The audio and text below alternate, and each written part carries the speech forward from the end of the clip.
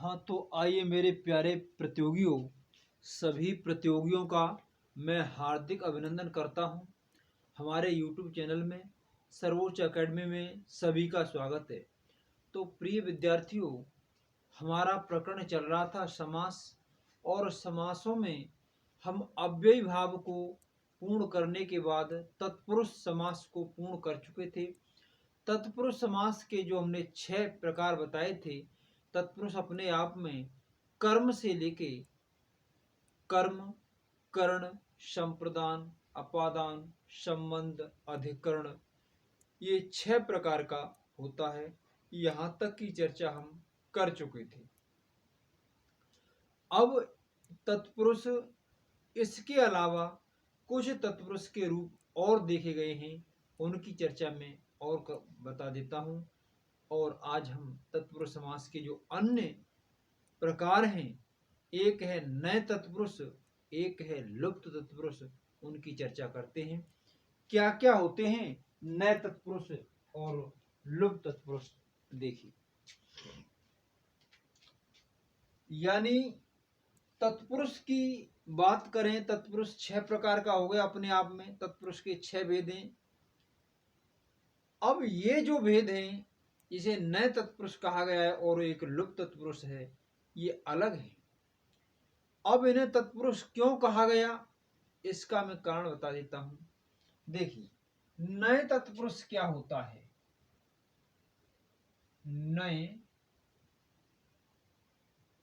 नए तत्पुरुष समास।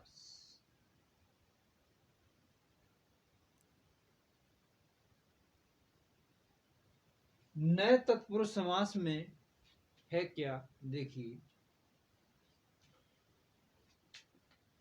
तत्पुरुष समास में मैंने बताया था कि तत्पुरुष समास में उत्तर पद की प्रधानता होती है, अर्थात दूसरा पद प्रधान होता है। तो नए तत्पुरुष में भी दूसरा पद प्रधान होता है। लेकिन बात क्या है, बात यह है नए तत्पुरुष में आपके जो उपसर्ग लगे होते हैं। अब आप कहेंगे जैसे अ, अन और अन,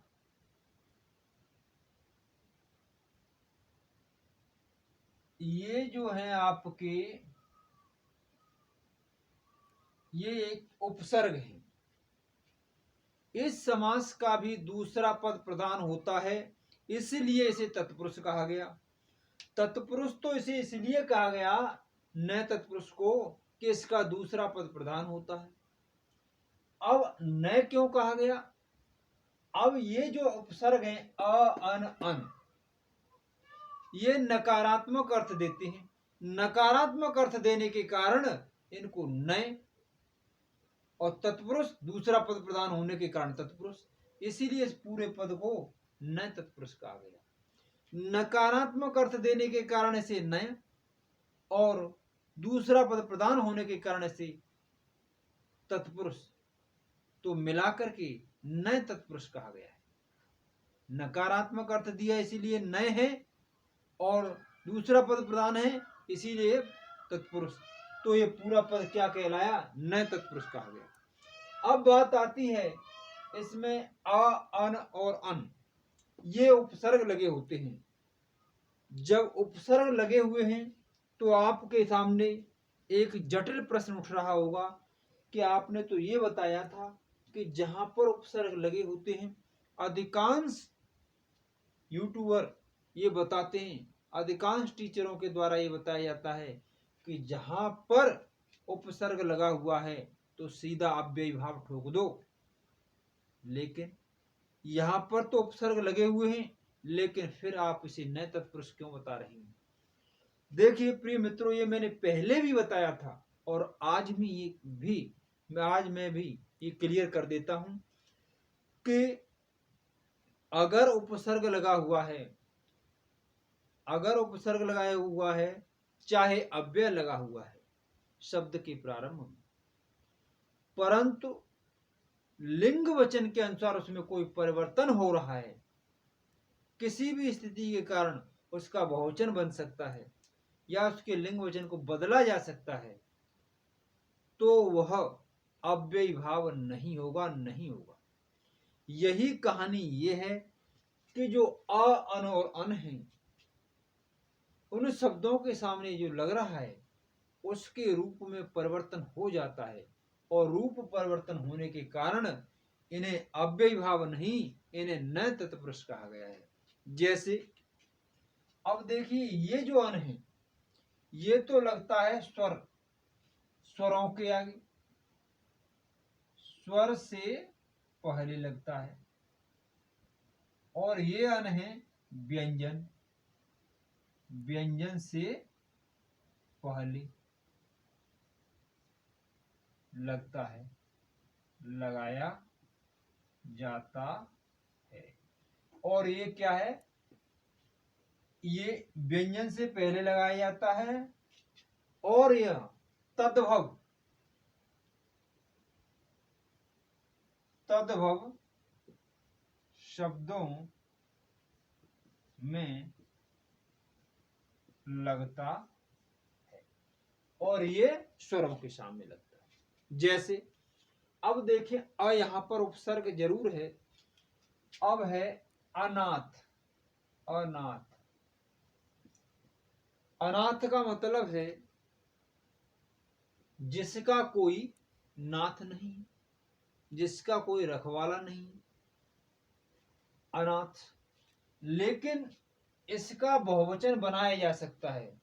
जैसे अनाथ का बहुवचन होता है अनाथों, अनाथ बच्चों, इन अनाथों की रक्षा करो, तो बहुवचन बन सकता है। अगला है जैसे अछूत,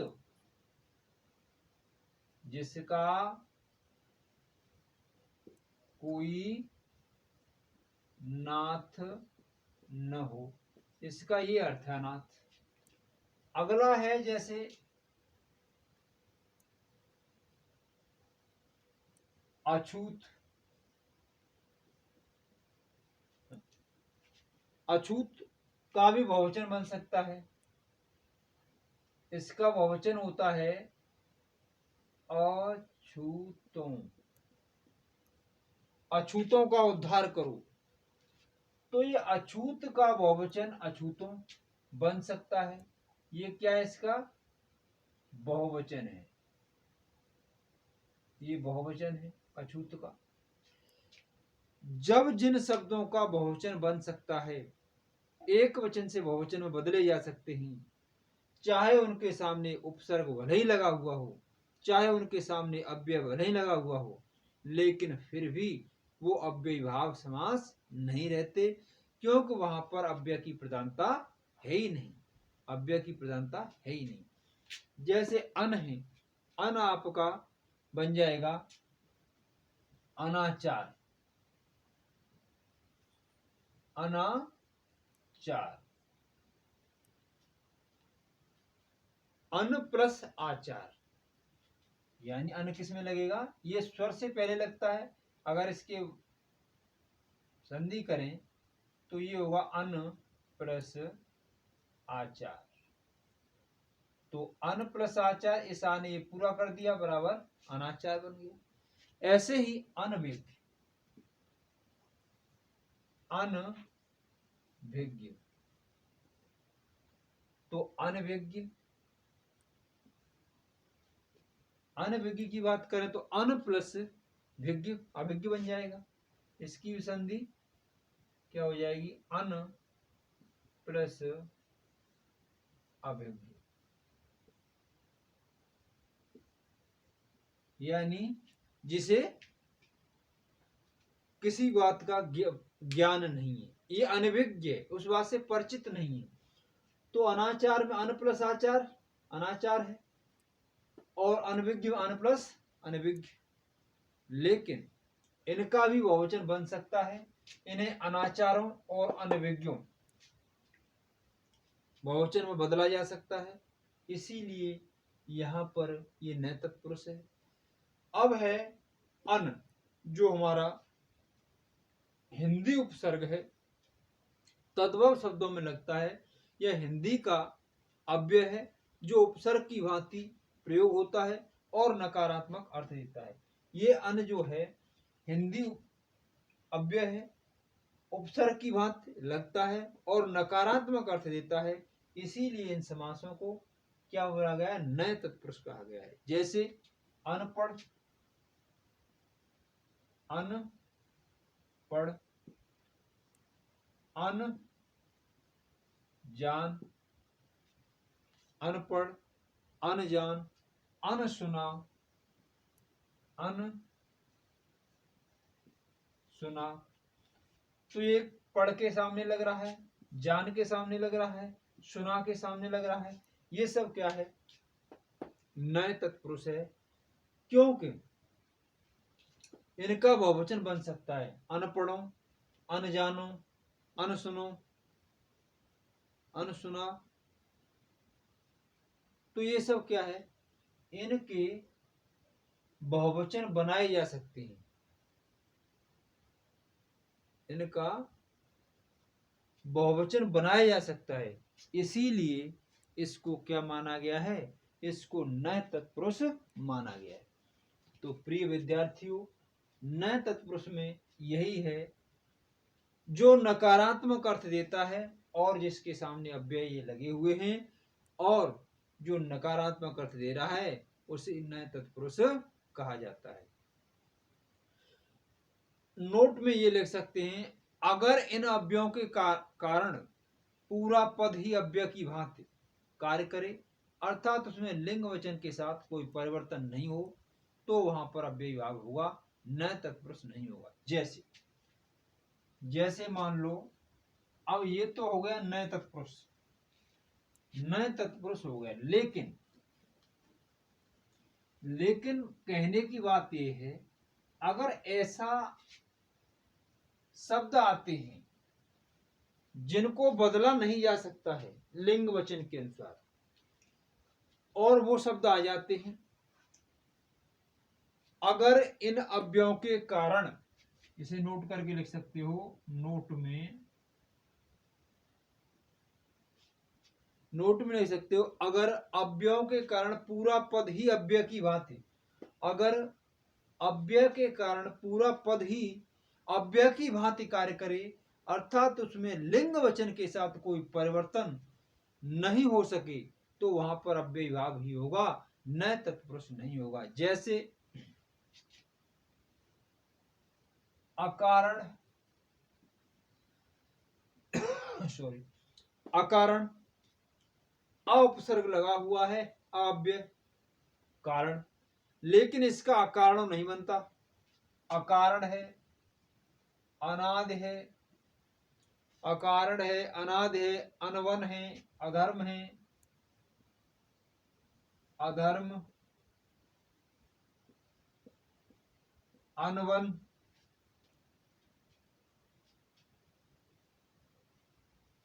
अलौकिक,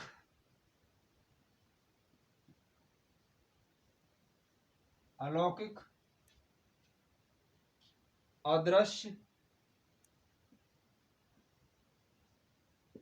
अदृश्य, अनावश्यक, अनिष्ट, अनिष्ट, अनावश्यक, ये जितने भी शब्द हैं, इनके पहली बात बहुवचन नहीं बनाए जा सकते, इनको लिंग वचन के अनुसार बदला नहीं जा सकता, इसीलिए ये नए तत्पुरुष न होकर ये सब क्या है, अव्ययी भाव, अव्ययी भाव है। तो आपको ये ध्यान देना है, केवल अव्यय और उपसर्ग के आधार पर अव्ययी भाव है नए तत्पुरुष का वो नहीं करना है, आपको ये देखना है क्या लिंग वचन के अनुसार परिवर्तन हो रहा है, क्या अव्यय लगने के कारण पूरा पद अव्यय का कार्य कर रहा है, अव्यय की तरह व्यवहार हो रहा है, अव्यय की तरह कार्य करे, उनमें कोई परिवर्तन न हो, तो अव्ययी भाव है, और नकारात्मक अर्थ देता है और अव्यय की भांति पूरा पद कार्य नहीं करता है तो वो नए तत्पुरुष माना जाएगा। जैसे ये सभी उदाहरण अव्ययी भाव के हैं, इससे पहले जितने भी लिखाए थे वो नए तत्पुरुष के हैं। तो प्यारे विद्यार्थियों, इस बात का ध्यान रखना है नए तत्पुरुष में और अव्ययी भाव में कि अर्थ को पहचानना है, क्या अर्थ दे रहा है। अब देखिए एक और कंफ्यूजन वाला, एक है लुप्त तत्पुरुष समास, उस पर भी चर्चा कर देते हैं। एक है लुप्त तत्पुरुष समास। अब इसमें भी आप देख रहे होंगे कि तत्पुरुष में आपने पढ़ा है तत्पुरुष समास वह होता है जिसका दूसरा पद प्रधान होता है। अब दूसरे पद की प्रधानता होने के कारण वो तत्पुरुष है। तो यहां पर आपको दिखाई दे रहा है लुप्त तत्पुरुष समास। तो इस समास में भी जब जिस समास के पीछे तत्पुरुष लगा हुआ है तो समझो उसका दूसरा पद प्रधान है। अर्थात जिस समास का दूसरा पद, ऐसे भी कह सकते हो, जिस समास का दूसरा पद प्रधान है वो तत्पुरुष है। अब बात आती है कि कौन सा है, नए है कि लुप्त है।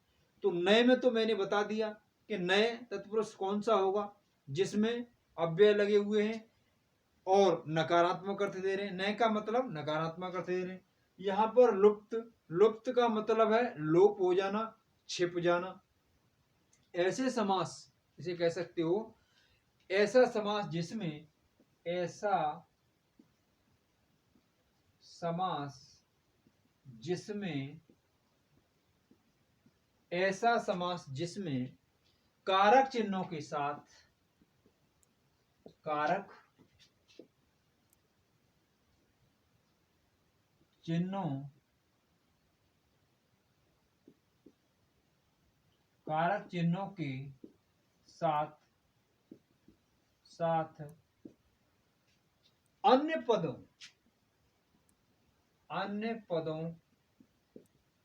का भी लोप हो जाता है। ऐसा समास जिसमें कारक चिन्हों के साथ साथ अन्य पदों का भी लोप हो जाता है, भी लोप हो जाता है, उसे लुप्त तत्पुरुष समास कहते हैं। और विग्रह करने पर ये पद दिखाई देने लगते, लोप हो जाता है, उसे लुप्त तत्पुरुष समास कहते हैं, कहते हैं। और विग्रह करने पर ये पद दिखाई देने लगते हैं, विग्रह करने पर दिखाई, जैसे जैसे कर सकते हो आप, जैसे तुलादान है,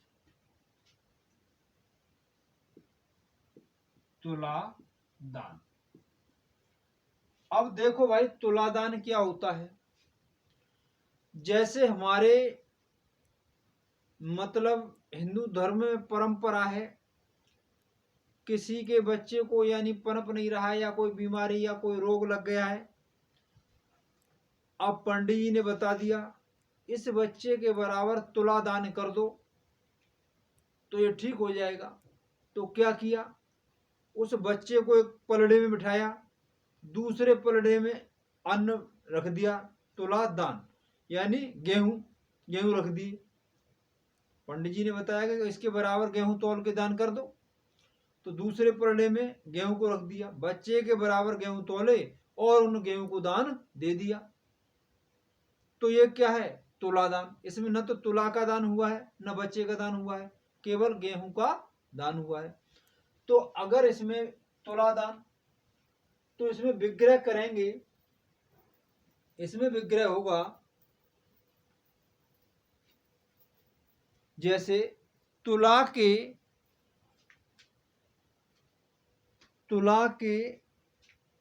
से बराबर करके दिया जाने वाला दान।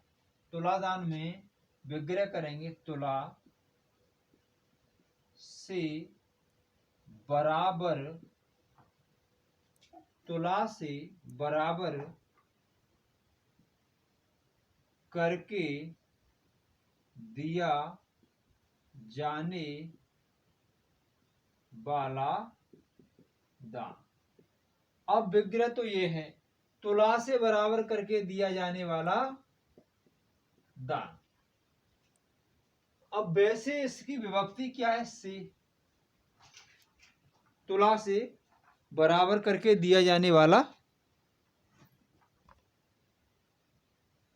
हाँ, तुला से बराबर करके दिया जाने वाला दान, ये क्या है? ये विग्रह है इसका। तो इसमें अब इस विग्रह में तुला से बराबर करके दिया जाने वाला दान, इस तुला दान में इस से का तो लोप हुआ है, लेकिन बराबर करके दिया जाने वाला दान, इसका भी किया जाने वाला, यहां तक इस पद का भी लोप हो रहा है, इन अन्य पदों का भी लोप हो रहा है। यही बात बताई गई है। लुप्त का मतलब लोप। इसमें विभक्ति के साथ यानी कारक विभक्ति के साथ साथ यानी अन्य पदों का भी लोप हो जाता है, तो वहां पर लुप्त तत्पुरुष समास होता है। जैसे अन्य, जैसे है मधुमक्खी, मधुमक्खी। अब मधुमक्खी का विग्रह करेंगे मधुमक्खी का, तो मधु एकत्र करने वाली मक्खी, मधु, मधु माने शहद, शहद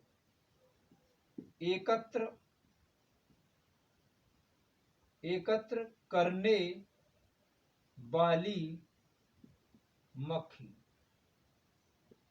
अब यहां पर आप देख रहे होंगे मधु एकत्र करने वाली मक्खी, तो मधु एकत्र करने वाली मक्खी, यहां पर इस अन्य एकत्र करने वाली, इसका भी लोप हो रहा है? जैसे गुरु भाई, गुरु भाई। अब इसका समास आप करें गुरु का भाई, ये गलत हो जाएगा। गुरु भाई का समास करेंगे एक ही गुरु से पढ़ा हुआ, एक ही